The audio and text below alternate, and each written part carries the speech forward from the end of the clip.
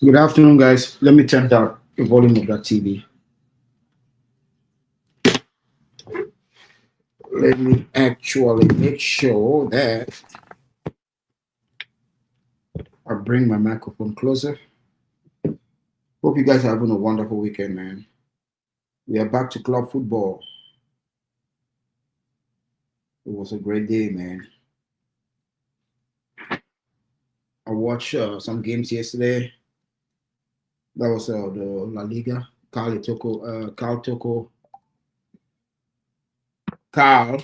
Eta Young. So I'll talk about that and I'll also talk about the games today. Meanwhile, let me go ahead and just share. Let me see. Share this link while we start here. I'm going to talk a little bit about the games tactically, how the games actually did play today. Let me share in also some groups that I and if anybody joins, you can actually share as well. Thank you, and let me know where you're actually watching from. So EPL update, soccer updates actually for the weekend. I did not watch that game, but there was a great comeback by Bayern in the Bundesliga. See lots of people talking about that game. I didn't watch it. I think I saw when Bayern was one down, then when the game was 2-1. At the end of the day, it finished 6-4. And lots of people talking already about Olise, how Olise actually did, you know. And just to add some context, some of my friends on I mean not only friends on Facebook but my childhood friends, people I grew up with already trying to compare Olise with what's his name, with Lamine Yamal, and I was just laughing. I'm like, man, guys, just stop all that comparison. I understand the day and age we are in football, we want to compare all the good players against each other, but hey, you know, only they are all great players, but I won't go as far as just they're all very very talented, you know. But Lamine Yamal has actually done something that a lot of players his age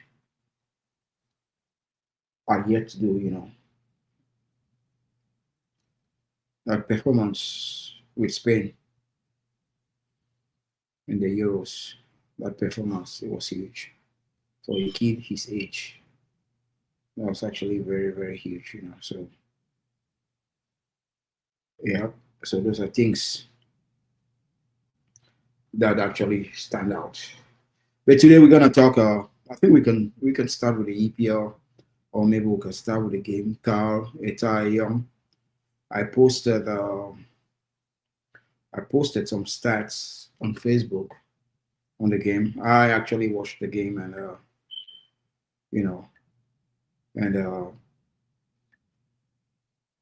there were some things with his game that I want to actually talk about, you know, because this is a kid with so much potential, with so much talent, and a lot of Cameroonians, you know, excited about his game, about his play. This season, he's played. Let me go back to the post. I actually have the post. This season, Carl Etai Young has played 10 games. No, what this season he has played 13 games. He scored one goal before he got transferred to Levante. He was with Villarreal. He scored one goal. So if you look at Villarreal and Levante, he scored 6 goals in 13 games, which is not bad, which is actually very good. Now, when you go deeper and look at the quality of the goals he scored, most of those goals were scored within the box. I'm not saying that they were not good goals. What I'm saying is that I am yet to see him score outside the box. One of those goals where you see personal action goes through players and maybe score from afar. What that tells me is that the kid still has time to grow. At age 22, of course, yes, most players who come from Africa, late boomers, not that they are not talented, however, there's always like a learning curve. So at age 22, there's still some improvement for him to go through, decision making, awareness, when to hold the ball, when to release. I mean, all those things, playing with your back to the defense, all those things. There's room for Carl Ita, a young, to actually grow. Yesterday against Valencia, the service was basically not there for the lad. He played 70 minutes, 0 shots on target, 1 shot off target, 67% pass accuracy, which means out of 9 passes, he had 6 successful passes. 10 matches, 5 goals, 1 assist. The next game they play will be against Atletico Club of Bilbao. So that was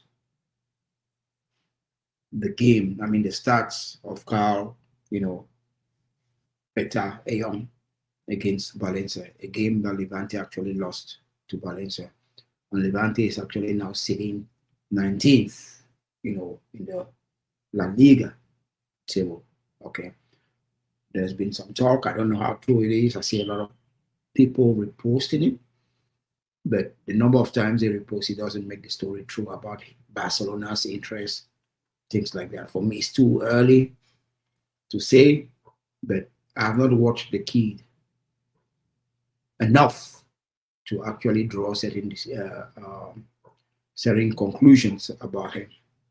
Hopefully, this season I'll watch him in many different situations and I'll be able to analyze better. Yeah, let's move on to the next post that I had on Facebook. I had a post about Neto. He actually played man of the match performance against Burnley today. Scored one, created one. He had a great game. And when you watch that game, Burnley started well. I like the way they were moving the ball off the ball, creating, problems for Chelsea. Chelsea who had Caicedo. Caicedo was actually at the bench. So Santos actually started in that holding midfield position, and he had an excellent game. However, Neto was just amazing. The goal he scored was a goal of a winger or a striker knowing where the space would be, and the cross was just amazing. He attacked the space and he scored that wonderful header to put Chelsea in front. And then he was crucial again in the second half when it sounded as if Burnley was going to turn things around. Chelsea has not been a good away team. However, Neto again in a situation where the ball, it was a long pass, coming from behind. He still had about 2, 3 players on him, but he created that opportunity, came inside, served the ball to Gui, who had just came in, and then that assist to Enzo, who scored. Wait. What am I saying? Enzo plays actually for Liverpool. I was talking about, was that Fernandez who actually scored? Let me see who scored for Chelsea for that 2-0. And that was game set match right there, But again, that was because of the exploit, of Neto. He had an amazing game, Yeah, that was Fernandez. He had an amazing game. So Chelsea actually won by a score of 2 goals to 0. And for me, that was all due to the performances, of NATO. Amazing. The other post I had was about Baleba. I've been following Baleba a lot this season. I've been frustrated with the way his manager has actually managed his minutes. I think right now he should have an average of about, let's say, 60, 65 minutes. I'm not quite sure. However, today he was subbed, at halftime. He actually caused a penalty, and that's when Brentford scored their only goal. They had two penalties in this game, So Igor, a player that I actually also highlighted just before the international week, I was talking about how Brentford has managed, you know, to sell players like Tony, the Mbuemos, the Wisa, and still be able to get centre forwards who come in. Now they're playing with a lone centre forward who come in and continue scoring. So they are recruiting and the ability to use data to scout these players from many different leagues. These players that are maybe falling through the cracks, players who are undervalued. Brentford have been able to recruit these players. And Igor actually scored today from the penalty spot from the mistake by Baleba. And why a mistake? Because it was the faintest of touches. But it's a risky game. Although it was not actually his fault where the ball was actually played, it was a difficult one. The striker was definitely a step or two ahead of him. However, it's a risky game. When you go down tackling in the box, you should make sure that you make contact with the ball. And Baleba made a poor decision by going down, and he did not actually make contact with the ball. So that's where, his decision making actually failed him. So he played 46 minutes, gave away a penalty, lost 7 balls, and was replaced yet again during halftime. And the coach was right because the changes that the coach actually made saw Brighton actually win by a score of 2 goals to 1. However, Brighton yet again gave away a penalty in the 9 minutes, and Igor stepped up, and the goalkeeper was able to save, that. Now, don't get me wrong, right? As much as said that Baleba needs to do psychologically, maybe he needs to do better and things like that. It's not as if this is an isolated problem with Baleba alone. Brighton, yes, so far they've had some impressive results, but Brighton is a team. If you watch the way they play a high line, they take lots of chances, they want to play from behind, so they give away these penalties. I think this is their 4th penalty they are given in this short season, and they've given some like bad passes in the half and all that because they try to push things. The goalkeeper has also given away like goals. So this is how Brighton actually plays its football. So it's not always isolated when it comes to Baleba. Let's look at other games that actually took place today. I talked about Chelsea. I've spoken about Brighton. West Ham. Nuno. They actually gave away a penalty. I think it was in the dying moments here of the game. In a game that they could have won, and that would have been huge. On a away win for West Ham, that could have been huge because they were leading by a score of 2 goals to 0. But they have been careless in the back. Well, they actually came out with a point because that game was 2-2. Fulham beat Sunderland. Oh, wow. What a difference. The international breaks actually make, because Sunderland actually has a bunch of internationals, and going to the international, going to play those games, coming back and stuff like that. You don't know what's going to happen. Hey, Fulham at home also, Craven Cottage at home is not an easy place. So Sunderland was beaten. Let's score 1 goal to 0. Then we come to one of the games I want to know. Let's first talk about Wolves versus Crystal Palace. Crystal Palace back to winning ways away. I think Wolves is actually like very poor. They're gonna go down, man. They're gonna go down. And they have a Cameroonian as right back. Chechua, he actually played all 90 minutes. For me, I'm not.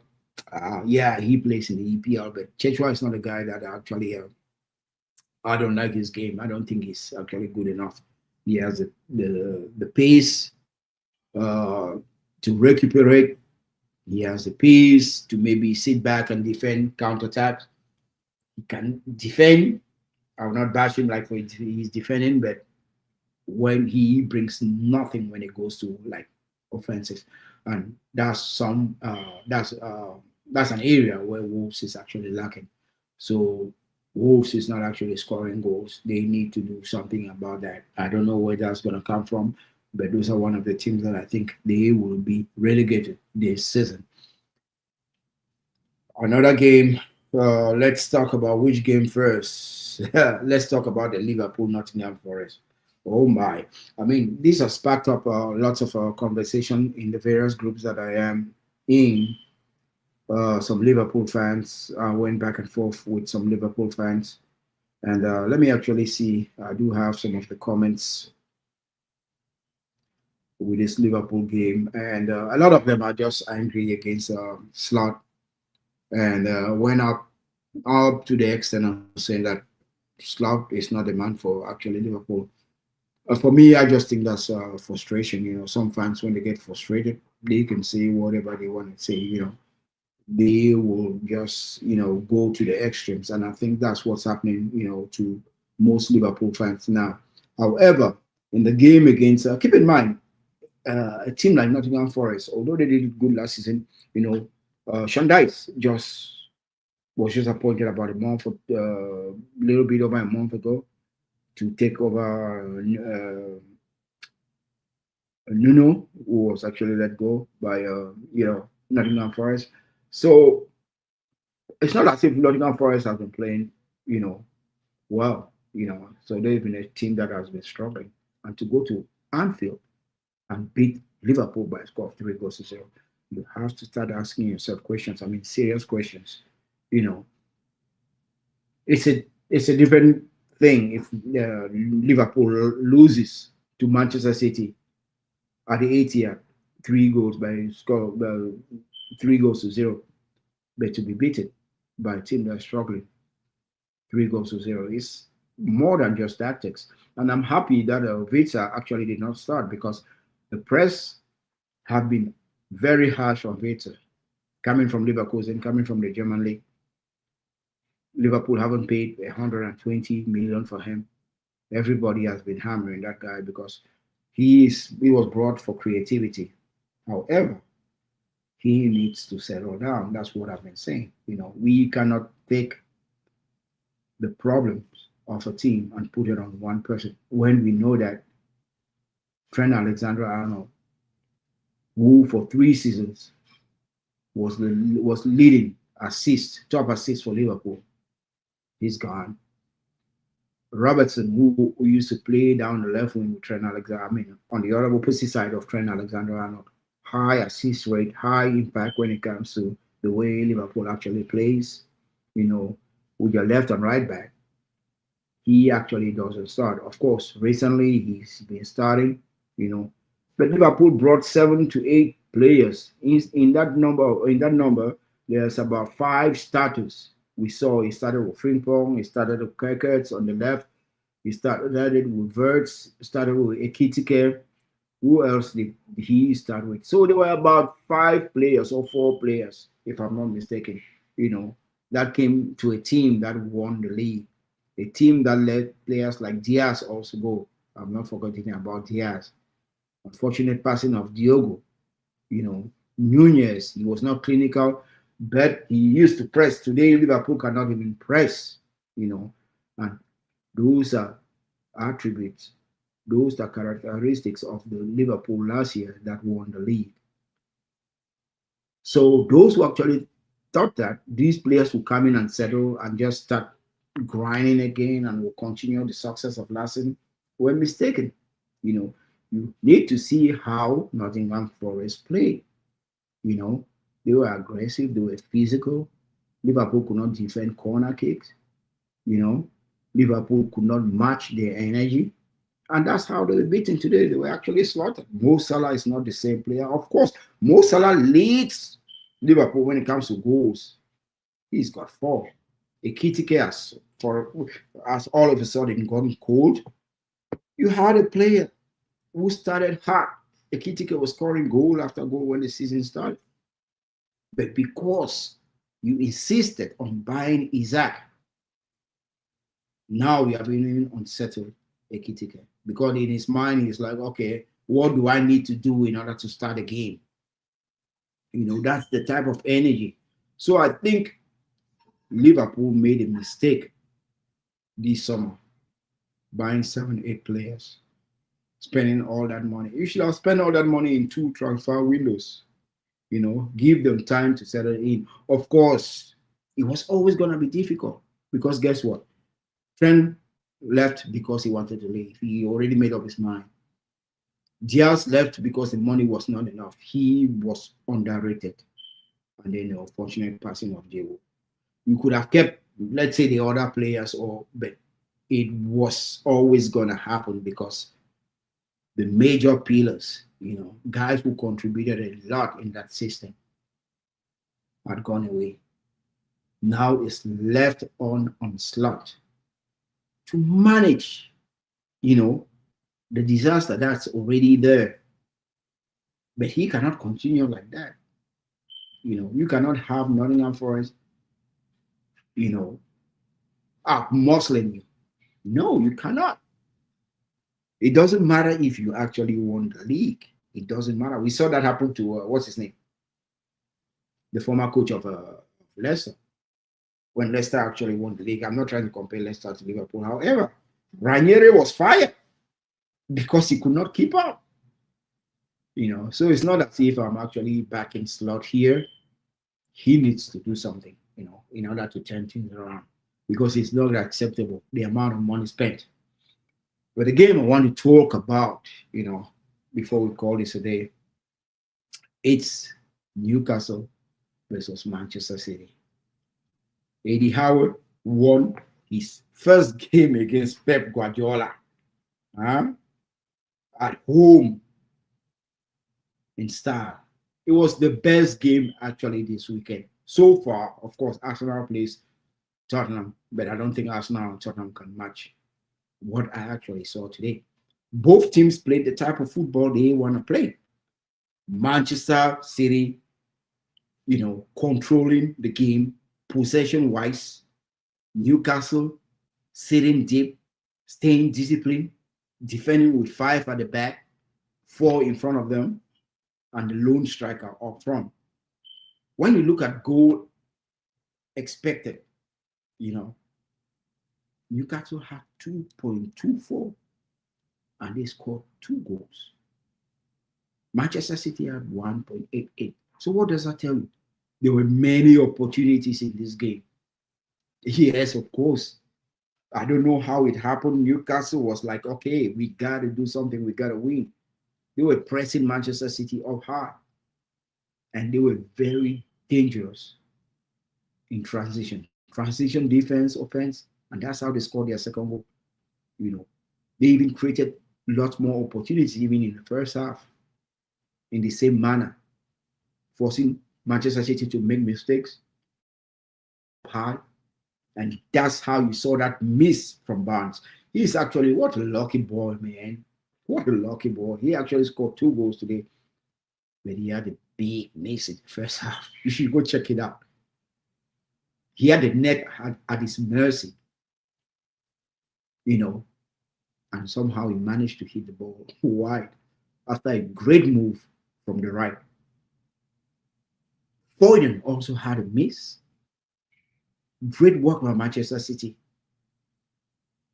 Foden, I've seen him score that many goals.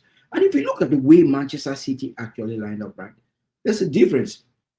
Because we have seen a game like this, that Newcastle against Arsenal, where Arsenal had to come from behind and beat them. The difference between Arsenal and Manchester City. Manchester City is too dependent on Haaland. Of course, he's a beast. If you have a guy like Haaland, you don't mind getting his goals. But guys like Cheki, Doku, I know Doku scored last game, so it's even hard to criticize him. But they have to be consistent. They have to keep scoring. it was easy for Newcastle to defend them and not give them many opportunities. And of course, Haaland, this is the first time, this is the third time that he's not scored against the team this season. However, when Haaland has, let's say, 3/4 of their goals, it becomes easy for teams to, okay, we put 2 men on Haaland and let's see what the other guys can do. Today, it's a defender who scored. Diaz was the one who scored.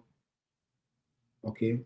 But Manchester City, the difference between Manchester City and Arsenal is that Arsenal all around is a free scoring team.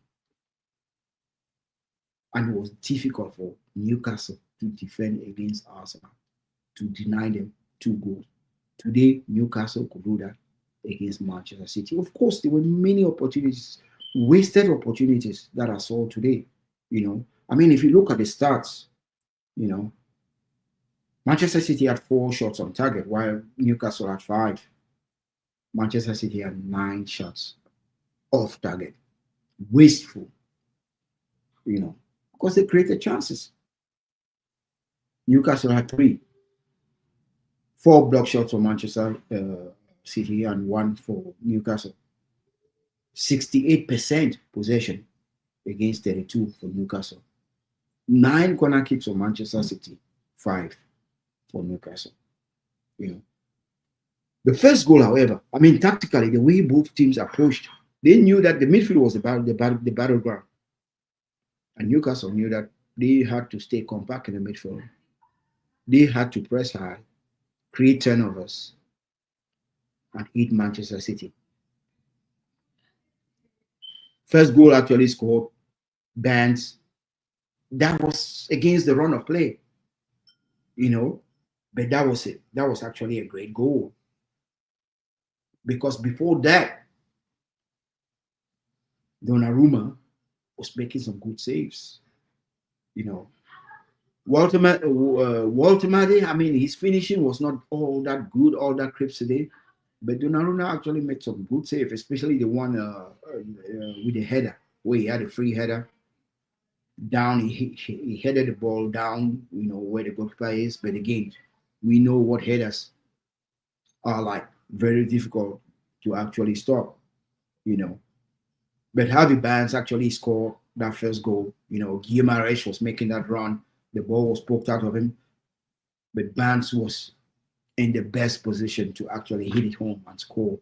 Then we saw from a corner kick, second balls, Doku was on the ball, put the ball back in. Great moment for Diaz because he read the moment. As soon as the shot was blocked, he was well placed to where he actually could strike, with no defender to defend against him, and somehow the ball found itself, at the back of the net for 1-1. That winning goal for Newcastle, when you play young defenders, I'm talking about Nico O'Reilly, he made a mistake. His clearance, what he was trying to do, he was trying to keep momentum going Manchester City way. But sometimes you have to sense when the danger is coming from. His clearance was poor.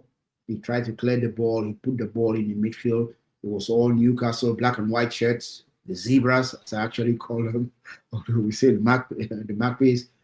So they attacked, and again, I think that was for that. That was actually for the first goal. That was for the first goal because the second goal actually came from that corner kick. So from that first goal incident, it was O'Reilly that made that mistake. Guimaraes, the ball was attacking. The ball was poked out of him. Fortunately, he fell for Barnes and he scored. The second goal came from that corner kick. Donnarumma actually misread the flight of the ball, And the second chances, when it came to the second chance, Barnes was actually there to score for 2-1. I mean, it was a great game tactically. The changes that Pep Guardiola made to bring in Savinho, try crosses as opposed to Doku, who's more of a guy who likes to the space, even in tight spaces, he runs against players and all that. But again, it did not actually work for him today because Newcastle had 5 men at the back. they defended way better than what actually Liverpool did. And for Manchester City, in my opinion, for Manchester City to be strong contenders of the league, winning the league, they have to look for players that will relieve Haaland when it comes to scoring. And that's why, in my opinion, I still maintain that Arsenal is the favorite to actually win the league. Arsenal actually plays against Tottenham Hotspur tomorrow. Let's see if Arsenal will be able to take advantage of that situation. Okay, so this was just a short one, and thanks for watching. Tomorrow we're gonna talk about the Arsenal game, Tottenham game, and hope you guys are having a wonderful Saturday. Stay blessed.